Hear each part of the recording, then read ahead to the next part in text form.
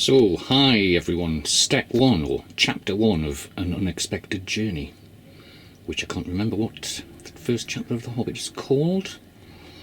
It may come to me, but yeah, so modular terrain. It's come out quite well. It isn't finished, obviously. It's just stage one. So they were primed, and then I just used a standard craft paint of burnt umber. So 2 for £5, bargain. Now the thing is, with large pieces or terrain pieces, I always use craft paints because the amount of Vallejo paint you'd use to cover these would be phenomenal. So I always use craft paint for big things like this, and this colour looks quite nice. Now the next step to do at this point on the YouTube videos that I've seen, they reach for the Nuln oil. Well, the purpose of these videos is that not to use sifted out paints at all, but use craft paints as much as possible. So I'm just going to make a thin black wash to run over them, and then maybe do some dry brush highlights with a lighter shade of brown. As for the bones, what I'm going to do on those, I painted everything brown because I wanted that to get into the recesses, like the eyes on the skulls, and then I'm going to dry brush with a yellow paint, and then dry brush over that with a mixture of white and yellow, and then a third dry brush of, I don't know, but well, it'll be white. What I may do is then highlight in white rather. So that's what I'm going to do for the bones. There'll be quite a lot of them to do because there's a lot of bones around. Okay, so that's how far I've got with that lot. Now the Goblin King I'm getting on quite well with. What I've done here is the first coat, or the undercoat I did in this peach colour, which is quite pink, quite peachy, very peachy.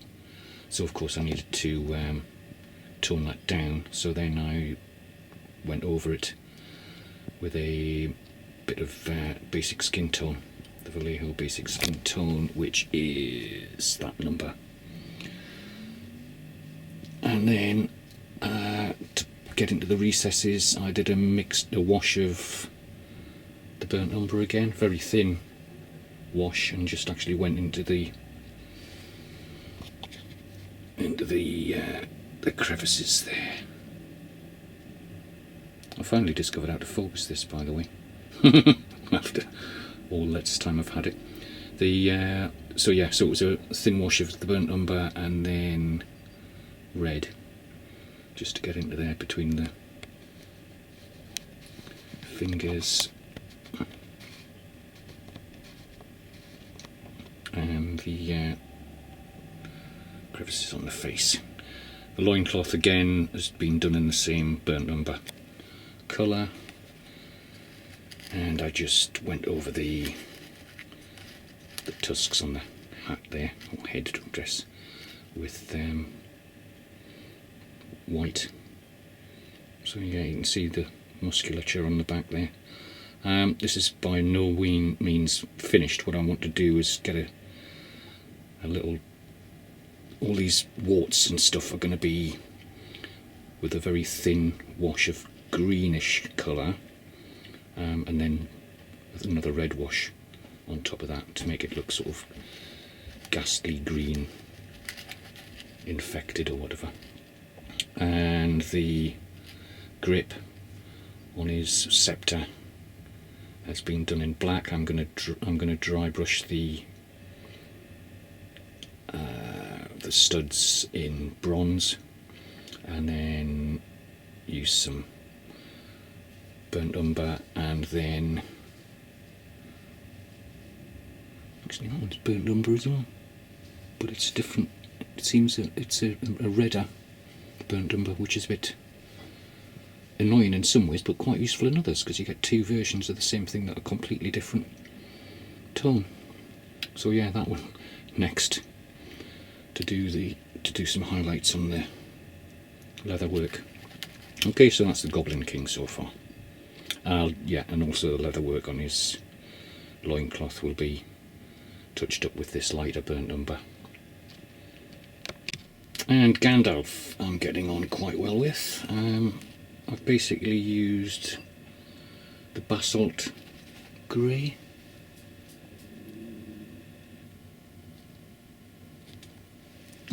For the cloak and the hat, what I've done is I used the basic basalt colour to do the first coat, and then I've been adding some white, a little bit more white each time, just to pick out the highlights.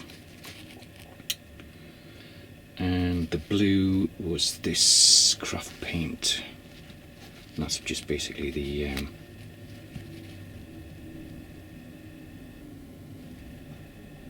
first coat, because what I'm going to do again is just add some more white to this and whiten it up on the highlights. And I'm also going to do the same blue on the scabbard straps for that. On one of the videos I've been watching, he gives Gandalf a blue hat, which I'm seriously considering, because Gandalf is meant to wear a blue hat, so that's what he shall have. I'll just bring him forward. Yeah. For the beard, that was done with the burnt umber brown first of all, and the hair, and then I dry brushed some basalt grey again over the beard, and then I'm going to pick out the highlights in white. The skin, same as for the Goblin King, I did peach first, then the flesh tone, skin tone, and then a thin wash of red. So yeah, he's coming on quite nicely, and that's how far I've got with him so far. So that's Gandalf. And this little piece is a objective marker in one of the scenarios, and this is basically their baggage. Another one is their weapons, which I've started on as well, but I'm not going to show them because I haven't got very far. But this was just, you can see the difference between the two burnt umbers there. So the dark one was that one, and the lighter one, or reddish one, was that one, which I've basically just been highlighting them up. So I'm going to do a bit more mix of that one with some white, maybe 2, possibly 3 times, just to pick out the highlights in that, just to make it look like a nice set of leather bags. Yeah, so that's how far I've got with those. And finally, the throne, the dark burnt umber again for the woodwork on there. There's some cloth on there, which I think is leather work, and I think these are cushions at the back as well. I need to look at the box art, but I should be doing those in different colours. The grey itself was just a mixture of black and white craft paints, just to get that colour. So once I'd got it to be the colour that I wanted, I just added some bit of water to it and just went over the whole thing. This should be red at the top, so there'll probably be about 3 or 4 different shades of red on there. And I need to dry brush over the entire throne with the same grey with a little bit of white, more white added. Well, it's going to be more white than grey, so maybe 3 parts white to 1 part grey, just to go over that.